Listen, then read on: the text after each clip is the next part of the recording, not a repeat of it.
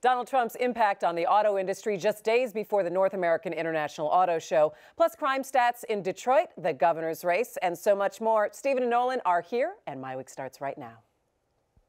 Did you know Gordon Food Service was started by a 23-year-old entrepreneur as a butter and egg delivery business more than a century ago?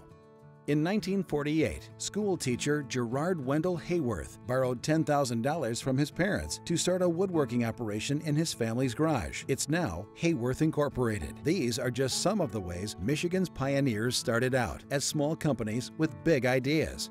We are business leaders for Michigan. We are committed to making Michigan a top 10 state for jobs, personal income, and a healthy economy. Funding is also provided by Delta.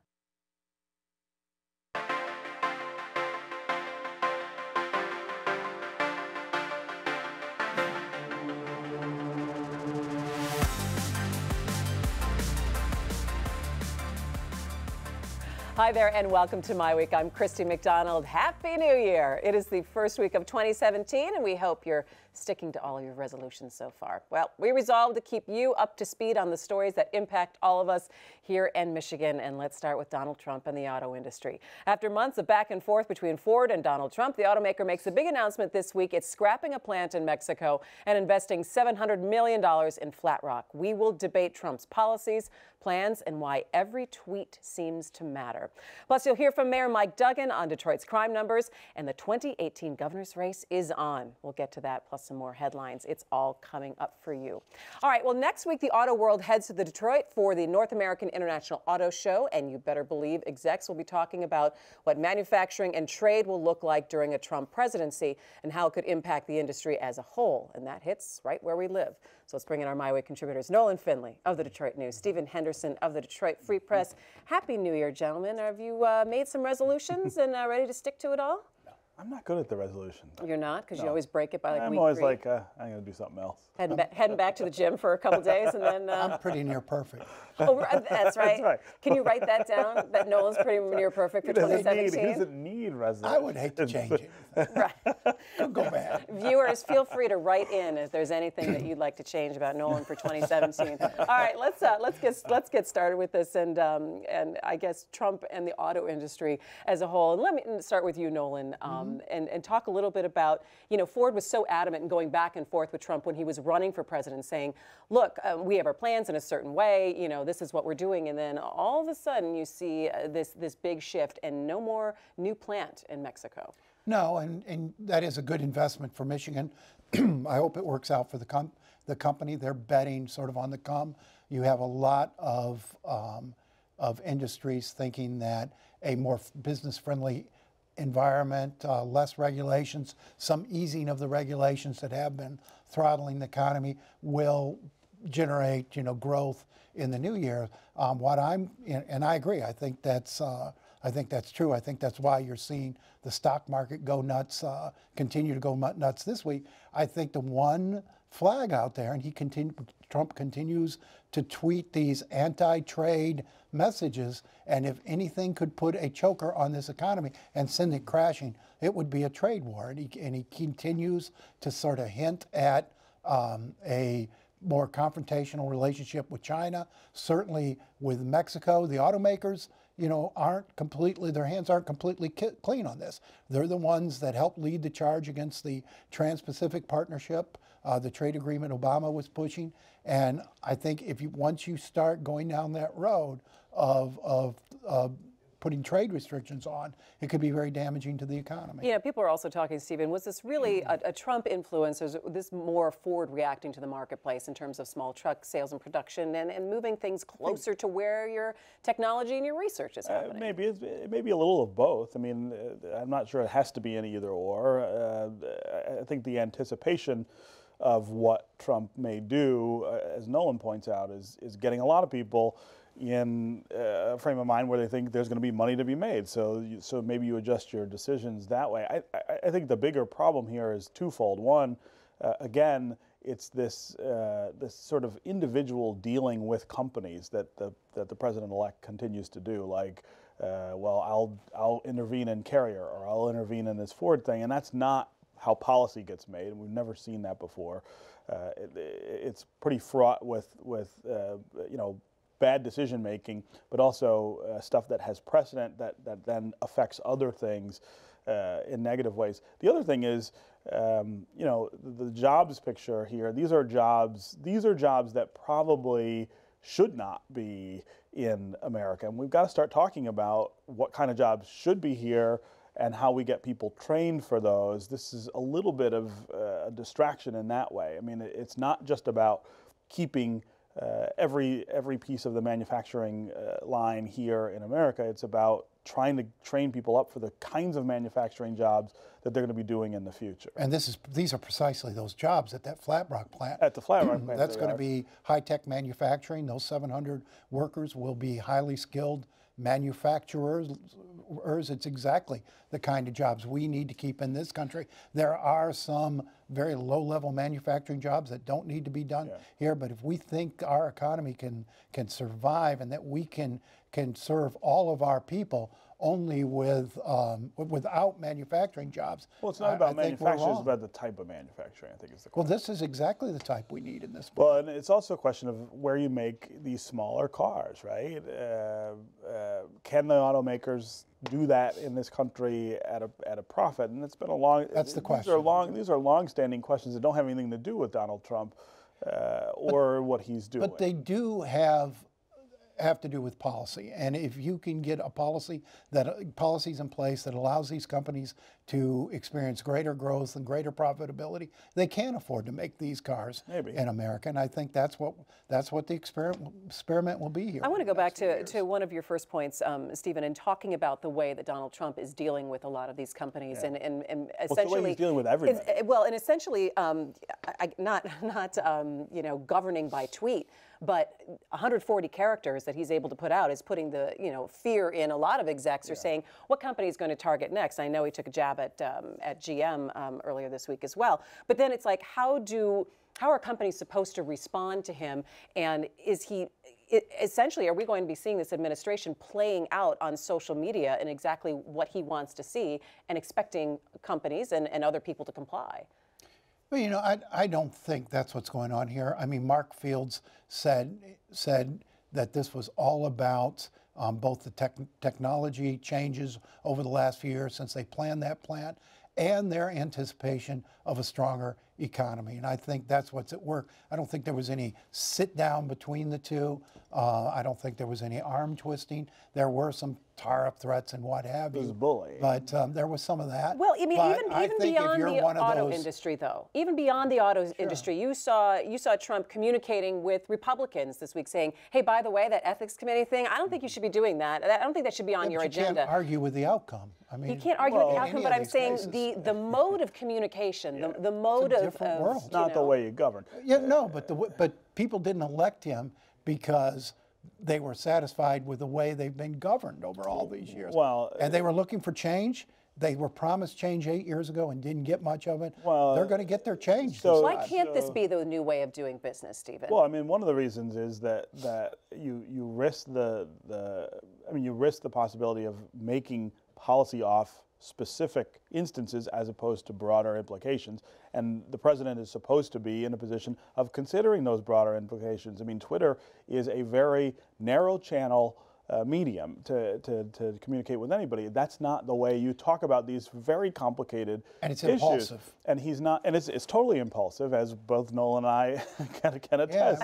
That you end up doing things that you wouldn't do. I think I would say that everyone should check out Noel and Stephen's Twitter feeds. Yeah, no, I mean it is not a medium for setting policy or sort of sophisticated debate.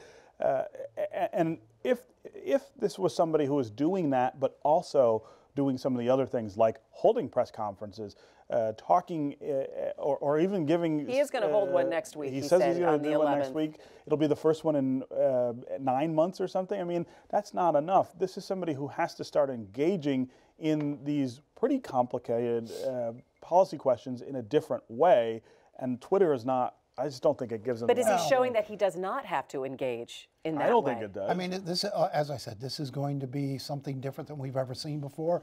That's what voters knew going in. I mean, he has not changed character. Well, that's true. It's not a surprise. He's been elected. So, I mean, people wanted change. They're getting change by the barrelful right now. We'll see if it works. So far, the outcomes have been fairly positive on these things. Now, except for foreign relations. Who knows? We can't tell yet how that's going to work. He's not even. Escalation. Well, there's 2 more weeks. escalations that didn't exist 2 months ago that he's helped start. The whole thing with Taiwan and China. That's been going on, Steve, for. But the provocation, the immediate provocation, is something that he did, not something that anyone else did. This is, again, it's just a dangerous and reckless way to conduct the nation's business, whether it's domestic or foreign. No, and I don't disagree with that, but I mean, so far it's worked for him, and we'll see how long it does. I mean, there's always the risk that things can go off the dock in a real hurry when you're not carefully considering your words when you're sitting in that office. Yes. Well, let's talk about going on with the nation's business. We've talked that the Republicans, one of their first order of business should be taking down Obamacare, essentially. And that is now becoming, how exactly is that going to happen? And there's thoughts of maybe they would defer for a little bit and see exactly. But it seems that they want to go ahead and do this. And Nolan, what are you hearing in terms of how this is all going to happen, and for the millions of people who have health care under this system, there's a lot of concern. So for the moment, it looks like it's going to be done in Congress, and I wonder if that's going to be where this ultimately happens, because Trump, beyond saying we got to get rid of it, we got to replace it, hasn't said much. And I suspect once he takes office on the 20th, he's going to jump into this, with both feet. It won't be Paul Ryan and Chuck Schumer pulling all the strings here. I think the new president's going to weigh in, and this will be a first test and a real test of his vaunted deal-making ability. If he can pull the parties together in the White House and say, look, I got no stake in this, I wasn't in Congress when this went through. It wasn't my idea. I'm not here to save face. What's the best way to fix this thing? Because I don't believe there's much disagreement that this needs some radical fixes. Right. People are being priced out of health care. A lot of the Democrats, their biggest problems with this is they say they have no details. There's no details the American public can even see about how they would make these changes. There are details, and this was, so for 8 years, this was a political tool that the Republicans could use to run against Democrats and the president, and not ever have to put meat on the bone, because they couldn't get it done. The president was going to veto anything they did. They couldn't even get it through the Senate for long periods of time. Now you're in charge, so you've got to actually make policy, and they don't have a plan that would ensure the people who have insurance under the Affordable Care Act under something else, and that's the big question. Paul Ryan and the House have put together a fairly detailed plan. Whether it's the one that actually comes out, so it's not correct to say they don't have a plan. They've had a plan. They don't have a plan that would ensure as many people as this does. That's what they don't have. They've got a plan that's a great starting point. All the focus so far has been on this 20 million people who've been added to the insurance rolls, and nobody's looking at the 250 million people who can no longer afford to go to the doctor to get procedures. That's a gross exaggeration. But the truth is, those 20 million people, if you kick them off of insurance, you will cost those 250 million people far more money. The system before didn't work because those 20 million people didn't have insurance. And again, if all you're going to focus on, if you're going to make your whole focus on insurance rather than health care, then I think the discussion is going in the wrong place. The whole point of insurance is health care. So people who had never visited a doctor before and were using the emergency rooms for primary care are now emergency room visits have not gone down under this plan. But and now you have a whole lot of have. other people who had been able to go to the doctor who can't now because they're paying $10,000, $12,000. But none of the outcomes suggest that what you're saying is true. And deductibles. If you focus only on insurance, you can provide health care and access to health care, and you can increase access to health care in a lot of ways other than health insurance. We've got to address cost. So We've if that got to were bring true, down the cost of care. if that were true, Republicans had control of government for 6 of the 8 years that George Bush was in office. They didn't do a thing on this, not one thing. So if they had all the ideas, where were they then? You're talking 10 years ago? 10 years ago. The law is only 8 years old. The law is only 8 years old. And the law has not worked. Well, and we can it's not expect to hear a lot of this kind of debate, and especially Michigan will be looking because of the expansion of Medicaid. There'll be a lot of questions there. Exactly. Now you have the governor saying, look, this was a thing that we took a piece. You know, the governor doesn't like the Affordable Care Act. He didn't support it, but he said, here's a piece of it that makes a lot of sense. As long as for the my federal state. government's paying for it. And the plan to transition the cost, his point, to use the savings to transition the cost, his plan said we're going to take all these savings, put them away, we're going to fund this program once the feds kick off. We're nowhere near being able to do that. Stephen, you go ahead. But he's not talking about getting rid of it. He's talking about trying to figure out how to pay for it, and that's how you do it. The imperative is the human side of this, which is that people need to have insurance. You figure out how to well, that's how we provide health care in this country. Maybe you want to come up with another way to do it. Maybe that's the problem. Maybe we should be talking more innovative solutions. Republicans, when they come up with that idea, I'd love to hear it. All right. I can't wait for that debate. All right, new Detroit crime stats out this week. While there is improvement in public safety, like lower rates of violent crime and property crimes, homicides were up from last year. I spoke recently with Detroit Mayor Mike Duggan about what Police Chief James Craig has been doing in terms of community policing, getting more officers in the ranks, and working specific programs to target crime. Take a look. When you talk about quality of life, a lot of people talk about crime in the city of Detroit. Violent crime numbers were down this year. Still pretty elevated for where we stand with the rest of the country, but the numbers have come down a little bit.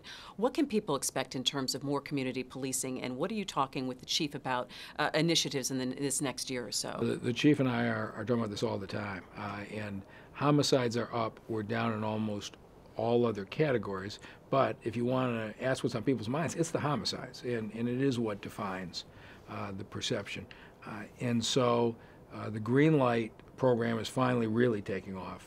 We're adding 5-6 gas stations and businesses a week right now, and we're learning how to scale up, and we're learning as we scale up, we need to make sure the responsiveness stays high, and that's a good thing to learn. I wouldn't be surprised if in the first half of next year City Council doesn't pass an ordinance requiring businesses that are open after 10 p.m. and receiving customers to become green light businesses. And if we could link up the whole city and create zones of safety the way we have, I think that would be a great step. We've got probably 200 police officers in academy classes now. We're graduating 30 to 40 every month. We're finally getting officers on the street because we put the pay raise into effect this year, and we're able to recruit.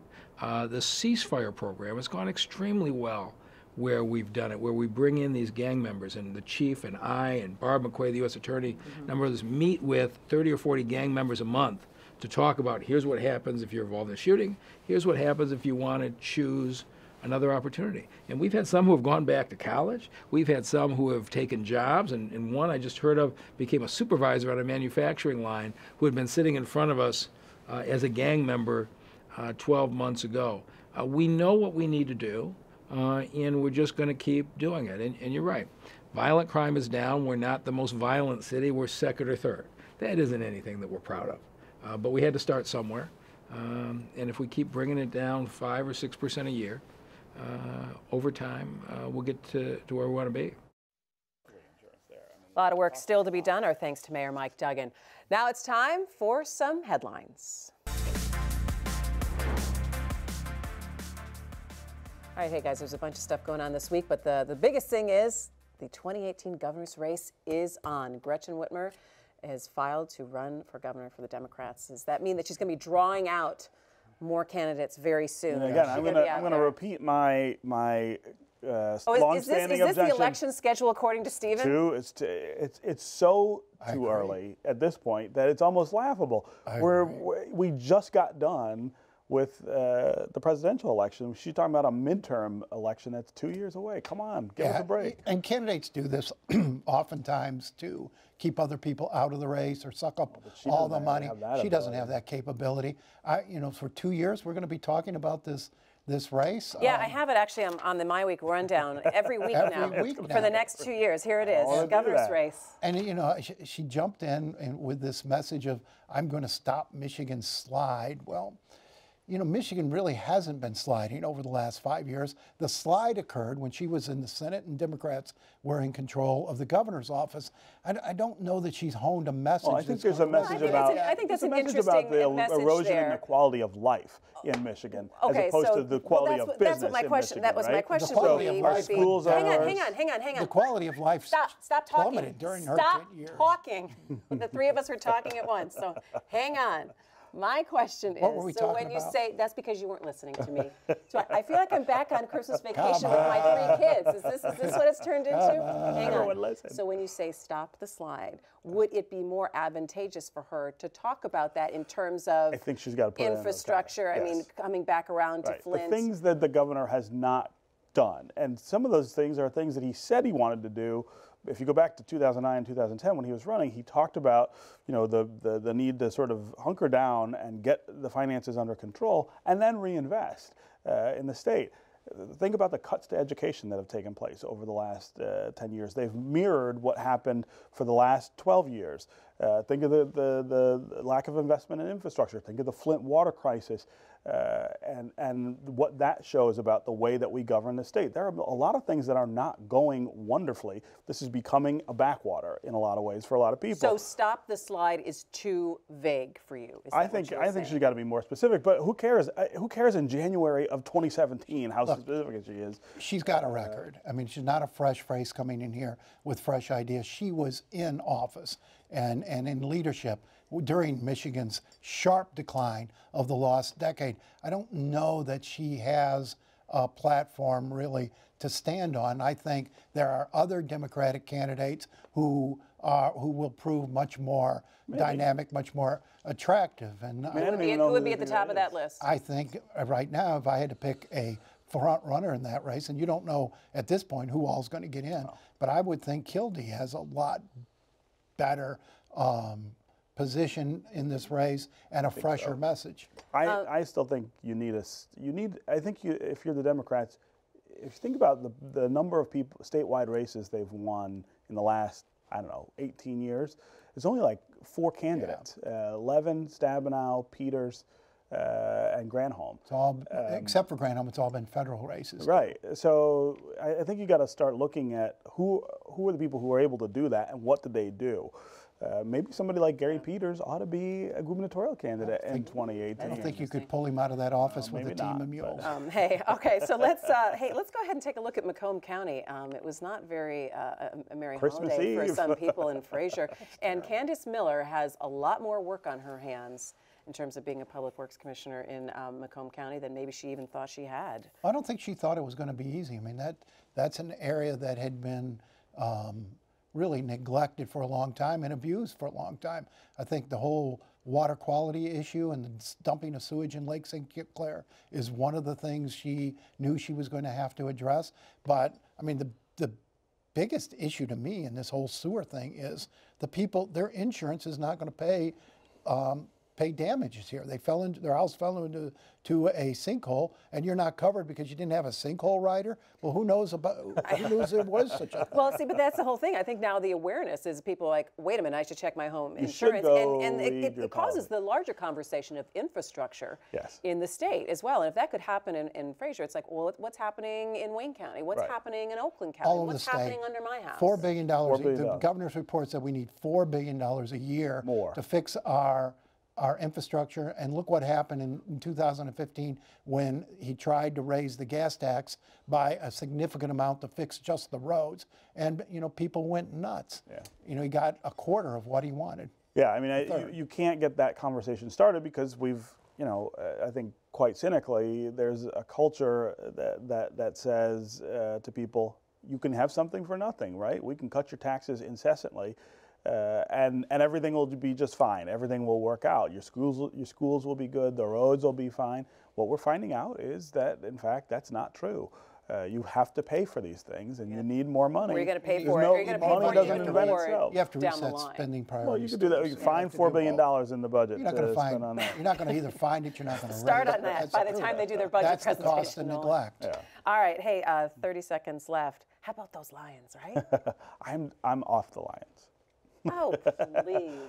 I'm Hope excited springs that they're eternal going at to this the table. They're 2 or 3 years away from really being, I think quite competitive, and that's good. But I'm sure. just not all that. Where into will this where year. will Stafford be in 2 or 3 years? He'll be on the Well, that's downward, true. He'll be and older. Wow. They don't have a quarterback in the pipeline to take over. This is great. You Well, know, I think this is probably their high point. And you can't get That's excited not- about a that's team not You know what, okay. guys? that failed their way. I think into I'm the going to say, I playoffs. think you should resolve to be grumpier in 2017. I think that would be great. So why don't you start working on that? You could just start this week, for example. I'm rooting for the Tigers and the Yeah, go Lions. Wings. All right, well, that's I'm going to rooting do for it. the Lions. That's going to do it for my week this week. Thanks so much for joining us. Hey, coming up next week on the show, we're going to be examining the role of the media and how journalists are perceived, the impact of print and television, and in-depth reporting in an age of cutbacks. We're going to have a full panel for you.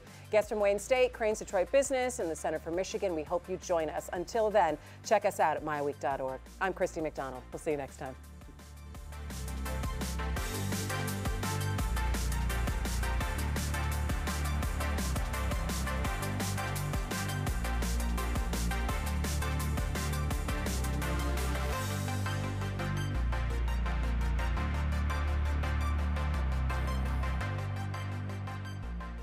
Did you know Roush Enterprises was selected by Google to assemble a test fleet of 100 prototype self-driving cars in 2015? It also produced the new Domino's delivery cars. And speaking of Domino's, Domino's sells well over 2 million pizzas per day around the world, and half of their sales are digital. These are just some of the ways Michigan's pioneers started out as small companies with big ideas. We are business leaders for Michigan. We are committed to making Michigan a top 10 state for jobs, personal income, and a healthy economy. Funding is also provided by Delta.